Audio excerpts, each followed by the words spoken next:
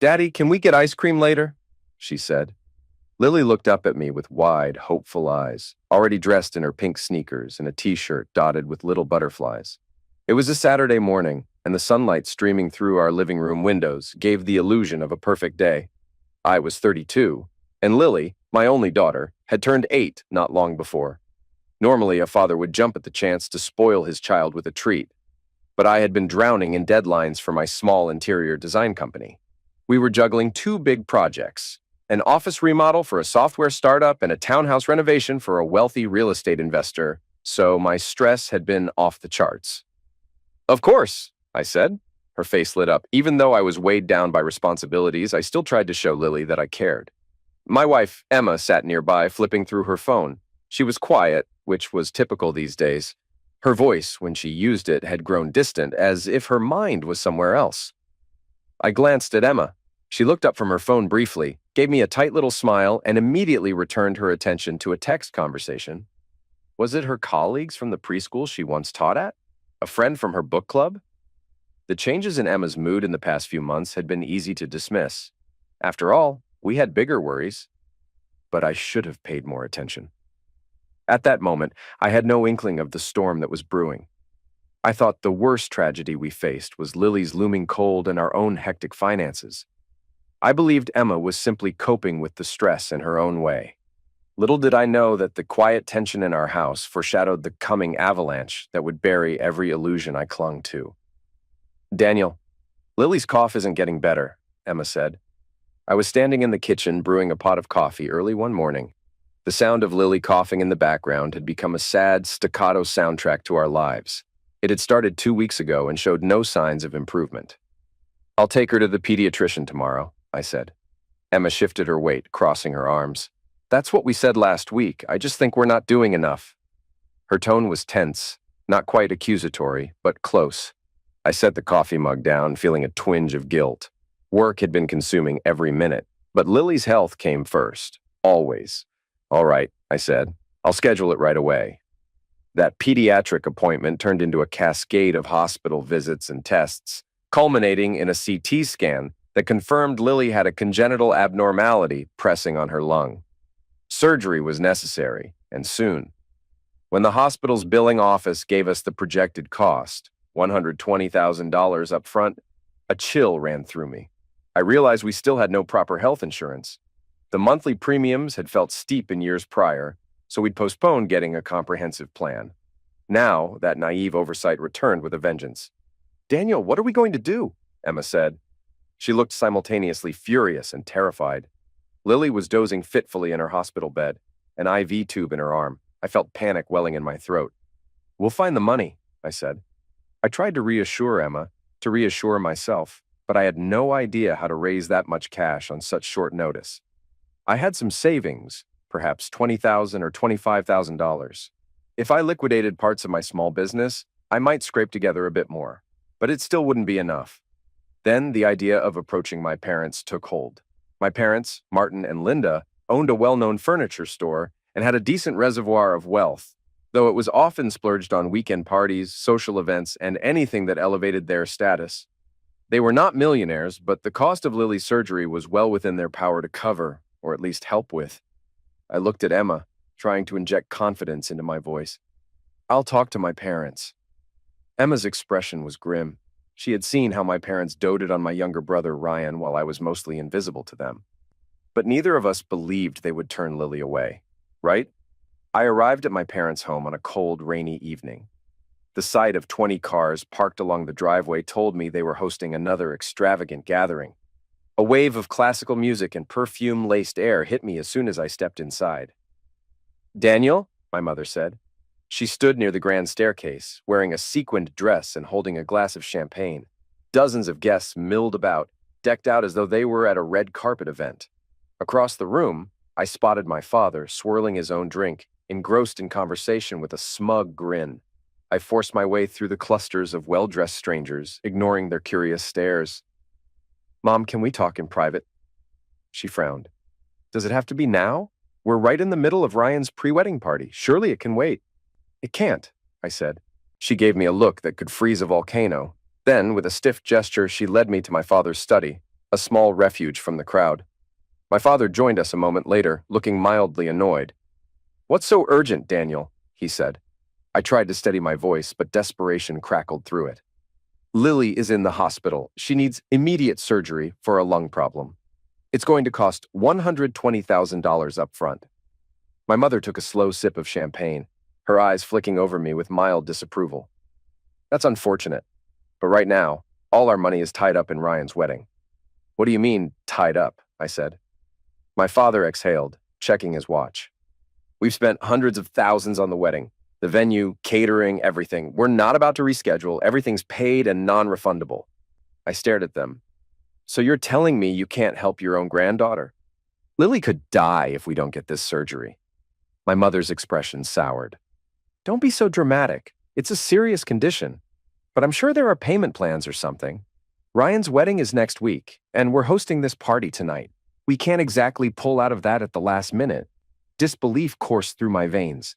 "Are you hearing yourselves? This is your granddaughter, and you're prioritizing a wedding reception?" "Daniel," my father said, "your timing is terrible. Couldn't you have been more responsible? Where's your insurance? Where are your own savings?" At that moment, Ryan entered, wearing a tailored suit and a self-satisfied smirk. "What's going on?" he said. My father gestured at me dismissively. "Your brother wants us to drop everything and give him $120,000 for Lily's surgery." Ryan's brow furrowed in mock sympathy. "That's rough, man. But the wedding is next week. My fiance's family is already flying in from all over. This is a huge deal. We can't just reroute that kind of money without major repercussions." My hands curled into fists. "I'll pay you back. Every penny. Lily's life is on the line." He shrugged. "My obligations are to my bride and her family. Sorry if that sounds harsh, but that's reality." I felt rage and heartbreak merging in a sickening knot. How could they be so cold? My parents were supposed to be Lily's grandparents. Ryan was her uncle. I sank to my knees, tears welling in my eyes. The humiliation burned my cheeks, but I didn't care. "Please," I said, "I'm begging you, just help me save my daughter." Ryan's smirk twisted into disgust. "Don't do that. Stand up. You're ruining the atmosphere." I raised my eyes, feeling hatred ignite. "So this is what family means to you?" My mother inhaled, exasperated. "Yes, you've always been one for theatrics, Daniel. Stand up before people start whispering." "Let them whisper," I snarled. "Let them see what kind of people you are. You have enough money for fancy suits, private chefs, and some big wedding to impress your circle, but not enough to help a little girl who's fighting for her life?" My father pinched the bridge of his nose. "Daniel, you're causing a scene. Your mother and I have guests to attend to." I stood, chest heaving, and glared at them. "I'll never forget this. Never." Then I stormed out, pushing past the partygoers. The storm outside matched the one in my heart as I drove away, tears finally streaming down my face, the taste of betrayal as bitter as poison in my mouth. Meanwhile, Emma's parents, unassuming, middle-class folks, came to the hospital as soon as they heard Lily's test results. They had no fancy suits or expensive dresses, but they brought genuine concern. Her father paced in the hallway, rubbing at his temples. "How much do we need?" he said. I told him the figure. He visibly blanched, but after a moment, he spoke with resolve. "We'll manage." Emma's mother placed a hand on my shoulder. "We're not letting Lily fall through the cracks." We sold what we could. I offloaded my car, which gave me a decent chunk.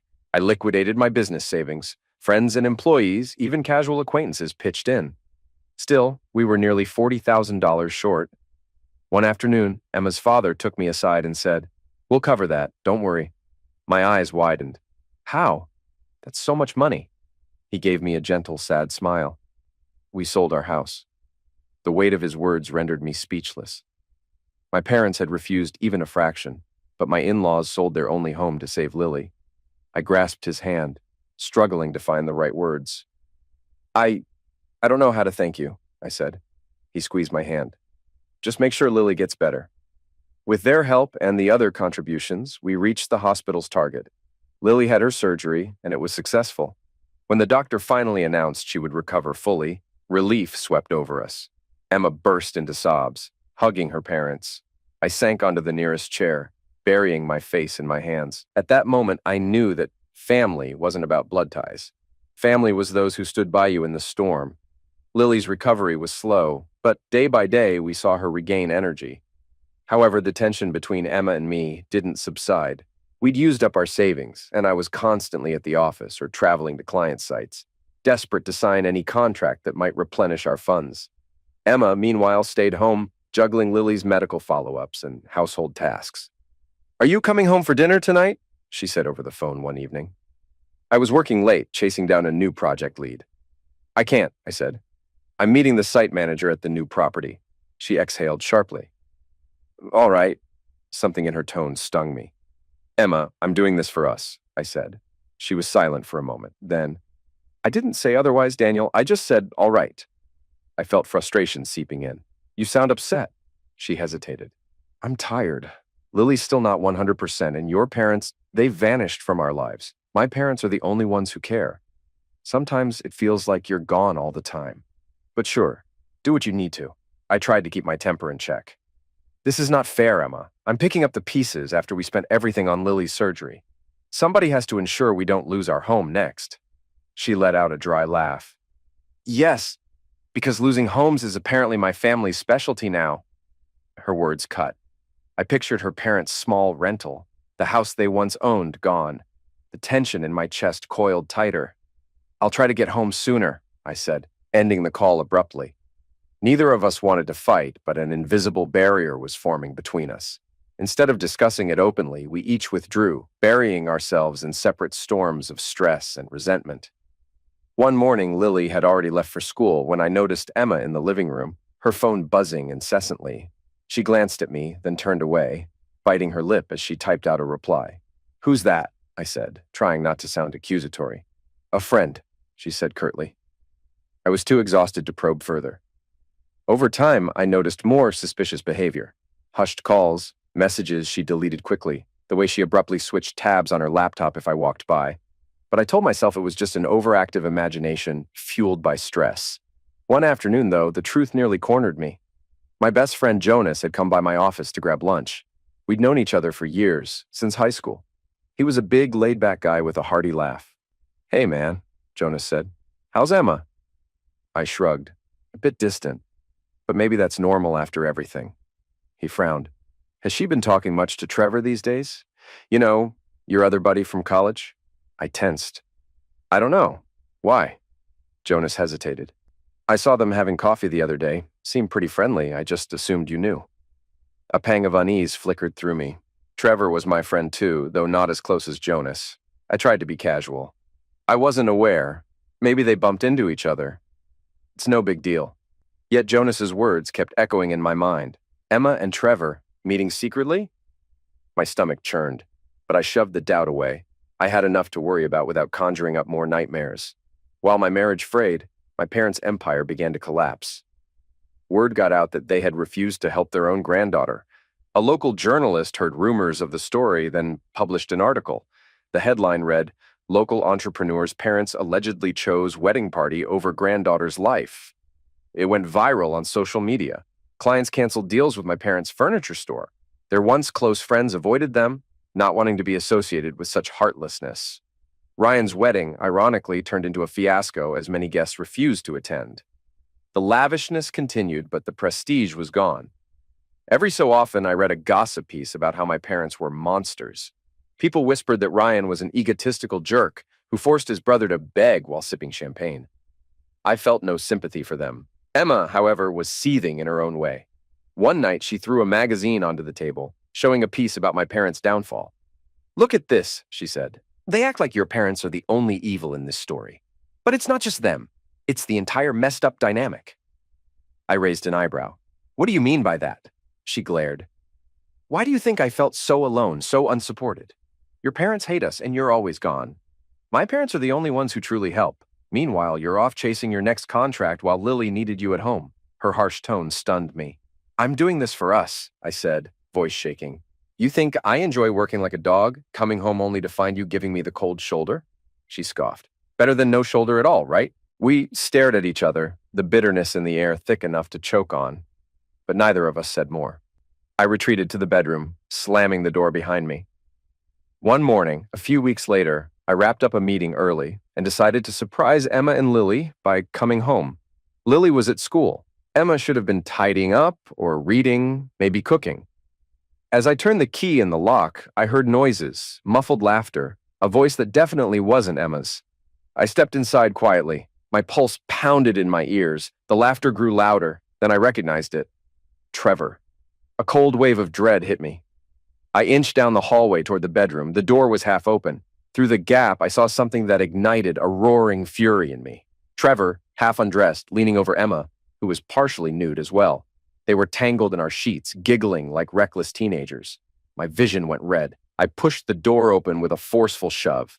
Trevor and Emma froze. He stared at me, wide-eyed, clad only in boxers. Emma let out a strangled gasp. "What the hell? Daniel!" Trevor said. I didn't let him finish. I lunged at him, grabbing the collar of his shirt, my rage so blinding I barely remembered my own strength. He stumbled backward against the bed, arms flailing. I rained down furious shouts, not even coherent at first. "You bastard," I said. "In my house? In my bed?" Emma screamed, clutching a sheet around herself. "Daniel, wait."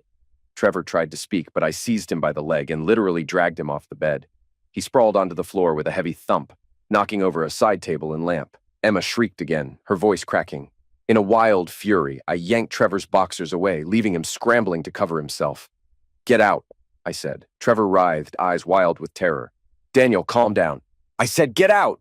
I stormed through the hallway, dragging him by the ankle as he yelped in pain and protest. My heart hammered a savage drumbeat. I kicked open the front door. Rain pelted the driveway, echoing the storm raging in my chest. "Put him down!" Emma shouted from behind me, clutching the sheet around her. "You're going to hurt him!" I yanked Trevor out onto the porch, half naked, water drenching his hair and body. He tried to stand, but I shoved him forward. He stumbled, nearly falling face first onto the wet concrete. "Touch my wife again," I said, voice trembling with rage, "and I'll kill you." He looked back, shivering in the rain, face contorted with shame and fear. He scrambled to gather his clothes from the threshold, then bolted, disappearing into the downpour. I whirled around to see Emma, standing barefoot in our living room, the sheet clutched so tightly that her knuckles were white. Her hair was disheveled, tears streaking her cheeks. "How could you?" I said, voice raw. "With him? In my own bed?" She trembled, tears mingling with fury. "And how could you treat me like I was invisible for the past year? You never asked how I felt, never looked at me like I mattered. All you cared about was your damn business." I clenched my fists, trying to stay in control. "Don't you dare blame me. I was working to pay the bills, to keep this house, to save Lily. And you do this?" She let out a hysterical laugh. "Yes, Lily. Who was saved by my parents, by the way, not yours. Not you alone, Daniel. You think you're a hero because you worked a few extra hours? I was emotionally alone day after day, dealing with your parents' hatred, your absence, my own guilt. Trevor listened to me. He was there." My voice rose to a roar. "So your solution was to jump into bed with him?" She glared, tears still cascading. "I told you I felt neglected. I told you I was breaking under the pressure, but you never heard me, too busy trying to prove something to the world after your parents humiliated you." I threw my arms up, almost laughing in disbelief. "You're justifying having sex with my friend because I was working late?" She pressed her lips together, defiance flashing in her eyes. "I'm not justifying anything. I'm telling you how it happened." A scalding silence stretched between us. The roar of rain outside was our only witness. Finally, I spat out the words that had been coiling in my gut. "You're disgusting," I said. "I want you out of here. Tonight." She wiped a hand across her eyes. "What about Lily?" "Lily deserves better than this," I said. "Pack your things, Emma." She opened her mouth to retort, but no sound emerged. After a moment, she spun on her heel, leaving me standing alone in the wreckage of our living room. My heart thundered. My breath came in ragged gasps, and I felt a nauseating mixture of heartbreak and rage. I had lost my wife the moment I discovered her betrayal. Now all that remained was a shattered household and a torrent of fury. Emma left that evening, though she demanded partial custody of Lily. I told her we'd figure it out once we cooled down. For days, my mind whirled with images of Trevor's naked form, Emma's tear-stained face, the lies and the heartbreak. I could barely function, but I forced myself to show up at my office. Work was my only anchor. Jonas came by one evening, letting himself in with the spare key. He found me in the darkened living room, a half-empty bottle of whiskey at my feet. "Daniel," he said, "talk to me."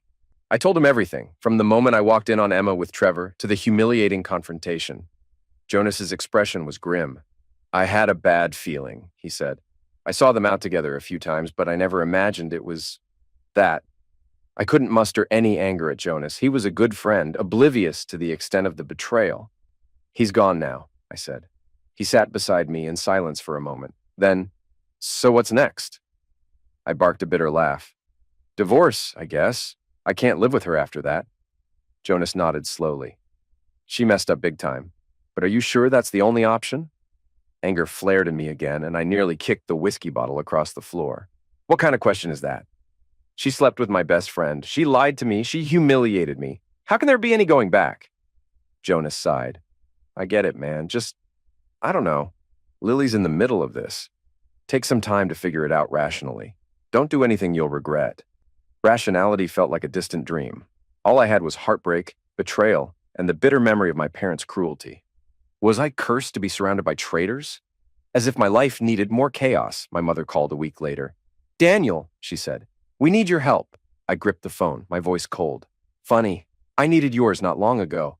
She let out a heavy sigh. We're about to lose the house. Business is down to almost nothing. Ryan's marriage fell apart and our finances are ruined.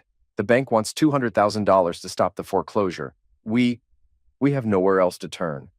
My jaw tightened. And you think I'm some bottomless pit of money? You refused $120,000 for Lily's surgery, but now you want me to hand you $200,000? She started sobbing. I know, we were wrong, but you're the only one who can save us now. We're family. A short, humorless laugh escaped me. Family? Where was that family attitude when Lily was on the edge of death? She tried to speak, but I cut her off. Meet me at my office tomorrow, 2 p.m. sharp. I hung up, hurling the phone onto the couch. A strange calm settled over me, tinted with contempt. My parents had come crawling, the same parents who turned me away. Perhaps justice existed after all. They arrived at my office the next day, stepping in tentatively like frightened children. My father looked pale. My mother's eyes were red from crying. I led them into a conference room. Laid out on the table was a black suitcase, filled with $200,000 in cash that I had assembled. Over the years, my business had grown, ironically spurred on by the bitterness and rage fueling my ambition. My father's eyes flickered with greed and desperation at the sight of the money. My mother wrung her hands. We'll pay you back, she said. We promise. I snapped the suitcase shut. I don't want your promises. They both stared at me, confusion crossing their faces. My father cleared his throat. So, what do you want? I want you to take this money, I said, and never contact me again. Ever. Consider this the last scrap of mercy I have for you. You let me beg for Lily's life and refused me. Now I'm showing you exactly how much better I am than you. My mother's lip quivered.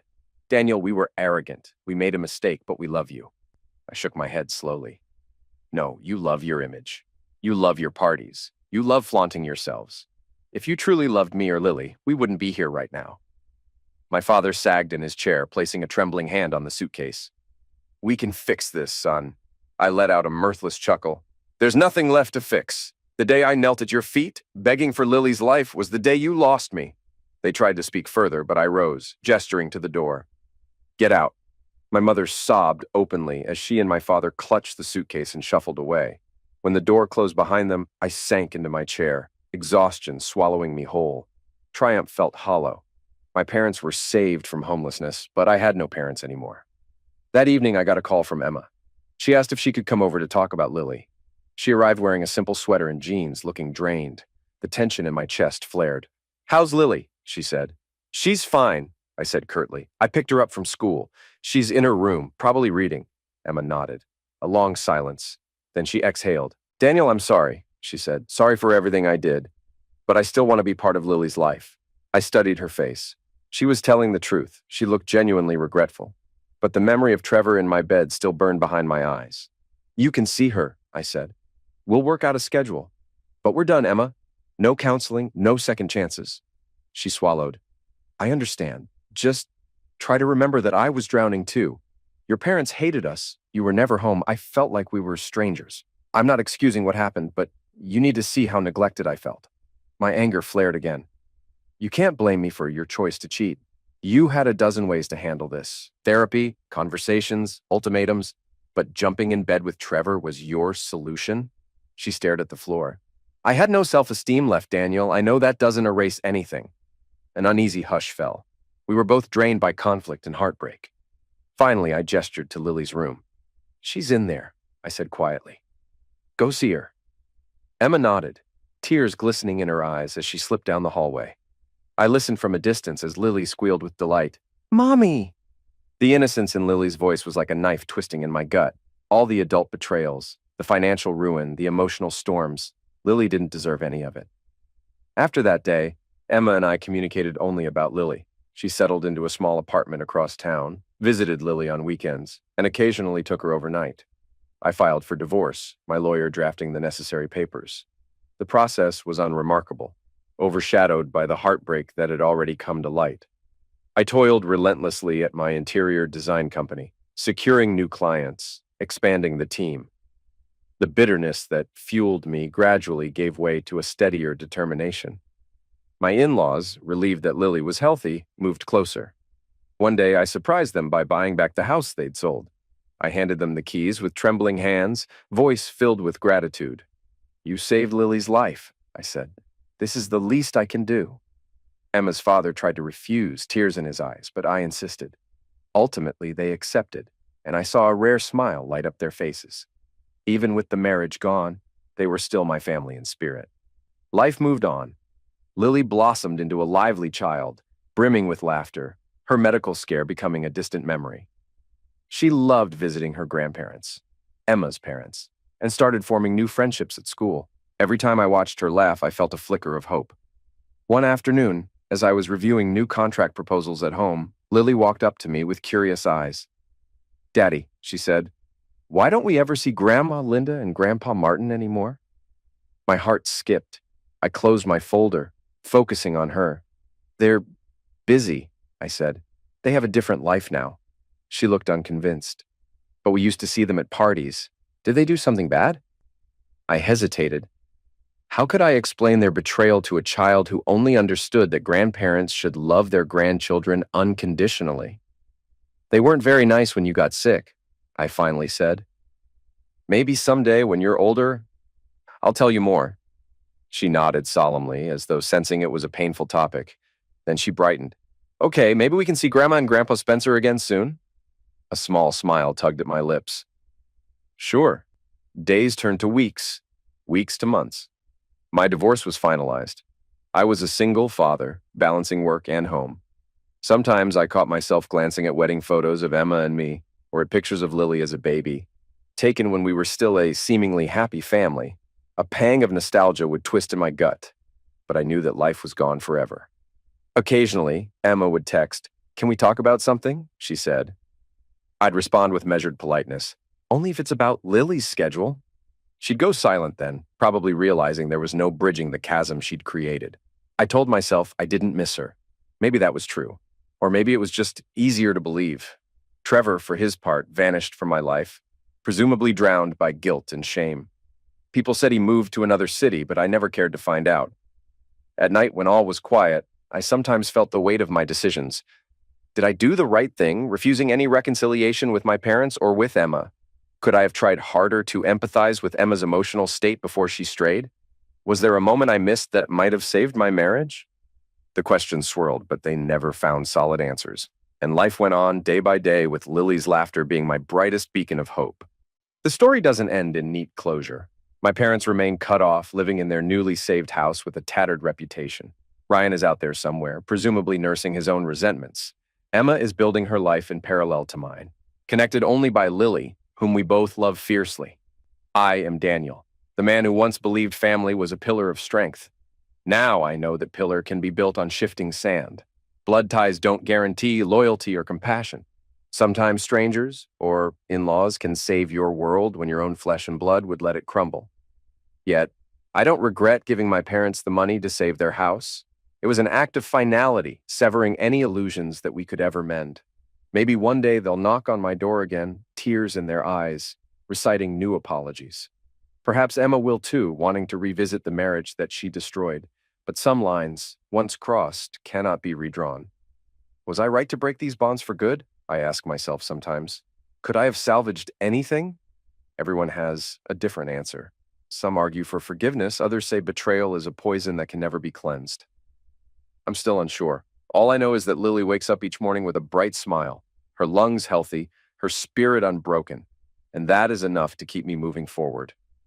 If you've followed my story, you might have your own opinions. Should I have given Emma another chance after her betrayal? Or did I do the right thing by dragging Trevor out onto the street and shutting the door on her? Should I have let my parents go bankrupt instead of bailing them out? I leave those questions to you.